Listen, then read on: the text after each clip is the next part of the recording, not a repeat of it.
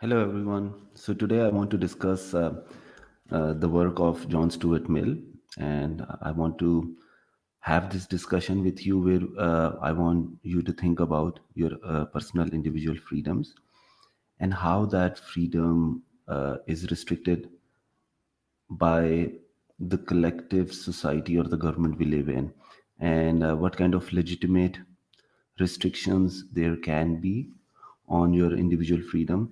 So, to start this discussion, I'll be drawing from the arguments that John Stuart Mill has laid down in his book on the book that is very famous, and it is a testament of his work when he first explored the idea of having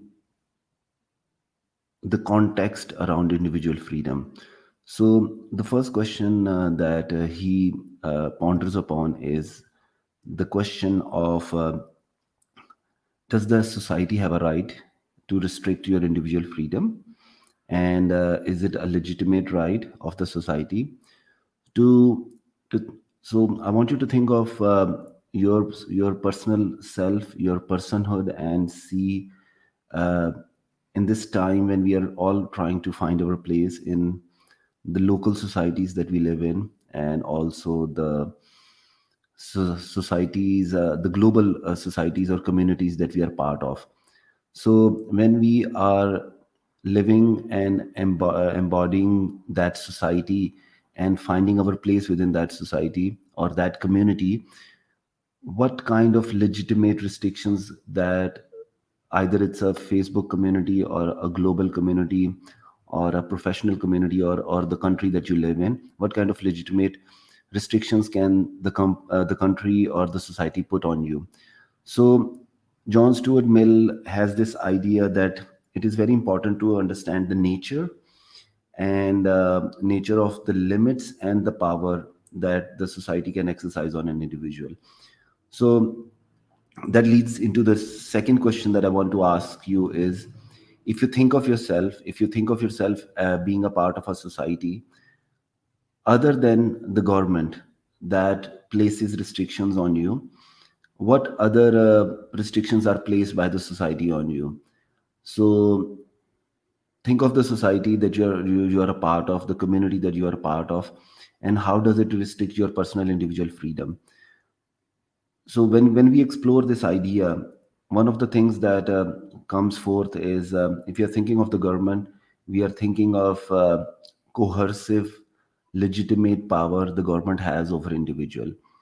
But when we think of beyond the scope of the government, there are other elements that restrict us, that restrict the individual freedom that we have. So one of those ideas is the viewpoint or the social customs and norms that the society has, that we live in. So the coin term that was the term that was coined by John Stuart Mill was the tyranny of the majority. So if you want to take part in the discussion, if you're watching this video, you can always share your comments and I can reply and answer your questions within the context of this discussion. And so the tyranny of the government is the tyranny of the majority. So majority in any country has a strict viewpoint. So in nowadays, when we have popular governments all around the world that are becoming powerful and that are gaining political ground, that makes us think that do we submerge ourselves and let go of our personal freedoms and let the popular government or the popular majority enforce its viewpoints and its ideas upon the rest of us? So when we think of it in terms of majority, then we think of the democratic process, we think of elections, we think of popular leaders becoming executive leaders within different countries, and then they impose their viewpoint and ideas through policies and laws. So let's go back and think of the tyranny of the majority. And so if the government is imposing its will through coercive action, so if you're not paying your taxes, if you're not following the law, if you're breaking the law, the government has the right to put you in your place and impose the restrictions that the government would impose on you. So, and that right is very coercive. But when we think of customs, when we think of norms, when we think of the social values, then the society does not act in a coercive way, but it does have some tools. So when we're looking at the tyranny of the majority, then there are two tools that the majority uses to enforce its will and enforce the popular view, and those two things are exclusion and criticism. So if you are part of a society where you are not abiding by the rules, the society or the majority is going to exclude you, and that is one way the society ensures or makes sure that they have a legitimate uh, power over you. And the other one is through criticism by the majority. So let's John Stuart Mill then develops an axiom from where he starts or takes a discussion of personal freedom to a conclusion. But the axiom that he develops is that any individual has the right to do anything that they want to do other than an act that would harm another person. So an example of that would be, if you are not working towards your future, if you're not working towards being a productive member of the society, it is going to impact you, but it does not harm anyone else. So this is in the viewpoint of John Stuart Mill, that kind of exercise of personal freedom, although harmful, cannot be seen as something that is wrong. But if you are doing something that does affect someone, that does harm another person, then according to John Stuart Mill, that personal individual freedom should be restricted by the government and the majority and the law of the land. So when we look at when we, if we accept this axiom and we move on to the idea of or the arguments that John Stuart Mill has put forward, that why it is important to have a majority viewpoint, why is it important to have opposing viewpoints that are against the majority, what are the benefits of that. So one of the benefits before he discusses the benefits, one of the arguments that he lays down is that human societies have always been in search of truth, and we have always been trying to become closer to truth. And there has been a prevalent truth in every tradition at any point of time, and that truth has been the viewpoint of the majority. But he represents a very interesting context around that, the idea of truth or finding the true values. Mill says that anything, any idea that is thought as being true can only stay true if it has opposing ideas. If it does not have opposing ideas, then it cannot be thought of being truth, because the opposing ideas hold the truth in not in a vacuum but in some context. So there are opposing ideas where the minority view or a different view would be around the true idea, and that will make sure that the prevailing truth at that time is a living truth. If it has opposing ideas, if it does not have opposing ideas, what does that truth become? It becomes a social dogma, it becomes a dead social dogma that is there and does not have any means to progress. In words of Ruth Ginsburg, Justice Ruth Ginsburg, RBG, she says, or she puts it very clearly, that the hope of the dissenter is not to change the current law, but the hope of the dissenter is to point out what would be the future of law.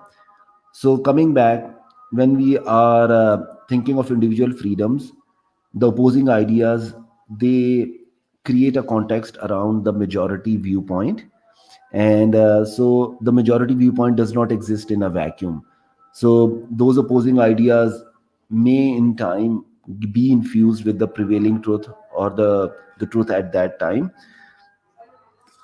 So coming back to why it is also important to have opposing ideas. If everyone is acting in the same way, if everyone is submerging themselves with the majority viewpoint, what happens? The majority viewpoint becomes uh, viewpoint becomes less progressive. It becomes a dogma. There is no context around it, and then the whole society is at loss.